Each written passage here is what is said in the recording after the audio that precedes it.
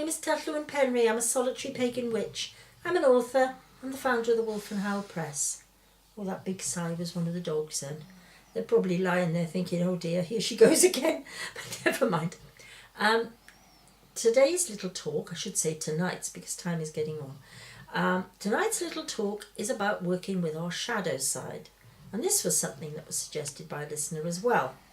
And the first thing we have to do is say, what is our shadow side? Well, for me, I would say our shadow side is the side of us perhaps that is a bit darker in outlook. A bit darker in the way we tackle things, perhaps a little less compassionate, a little more angry. All those things that we think of as being negative. Although, of course, they're not necessarily negative. Sometimes it's very important to get angry.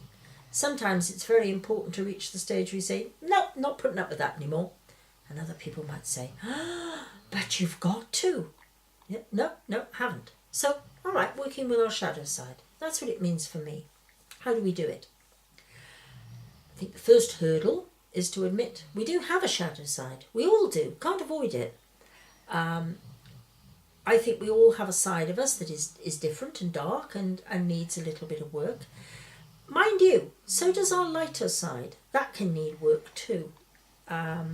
Because sometimes in the interests of trying to be fair, we not only give away our own rights, we give away other people's. So it's very important, I would say, not so much to work with your shadow side as to try and aim for some kind of balance, some kind of spiritual balance. And it is important. It's very tempting to get out there and say, this isn't magic, this isn't witchcraft, I want something all about candles. Well, fine, yes, great. But this is important, believe you me, because if you don't get this right, the rest of it is just play acting, it's just decorating. I mean, I've got this on tonight, right? I've got this on tonight because my t-shirt is filthy, all right? Just before we started filming, the dogs jumped all over the place. It's been raining. I got covered in mud and curry and heaven knows what else, and I just didn't have the energy to go upstairs. So I put this on, and it covers me up. But, you know, eventually you have to uncover yourself, take your shawl off, wash your t-shirt. And your spirituality is like that too. It's exactly the same. We have to sit there and say to ourselves, now what is our good side? What is our bad side? And how do we balance them so that our good side isn't too gullible, for want of a better word, or naive, and our bad side isn't too vindictive and unkind? And really, it is all about trying to learn compassion, to apply what we've learned, to apply our wisdom, if you like, because I like to believe most witches are wise, if not all of them, to try and apply that wisdom with compassion. Because that is what makes the difference. It's not the candles we use, it's not the robes we're wearing, it's not the incense we burn, it's how we work within. And, you know, you can say, well, I know X, Y, Z. I can't think of anything offhand which would fill the gap, if you like, because I don't script these talks, I just sit here and chat to you. But supposing then you have a very difficult relative, right? A relation. Well, now, the good side of you could say, oh, I've got to give her a chance or him a chance because they're my, I don't know, niece, nephew, brother, what have you. Doesn't matter. And sometimes that's the right thing to do. But sometimes you do it so many times they take you for granted. Worse than that, they actually take you for a bit of a mug, a bit of a lemon, a bit of a fool. On the other hand, you can become so cynical that you say, oh, not going there again. No, not helping them. They're on their own. When I was young, there was a phrase people were very fond of using. You made your bed, you lie on it. Well, that's okay up to a point, but there are times you need to be kinder than that, aren't there? And there are times when you don't need to keep giving someone the same opportunity to hurt you.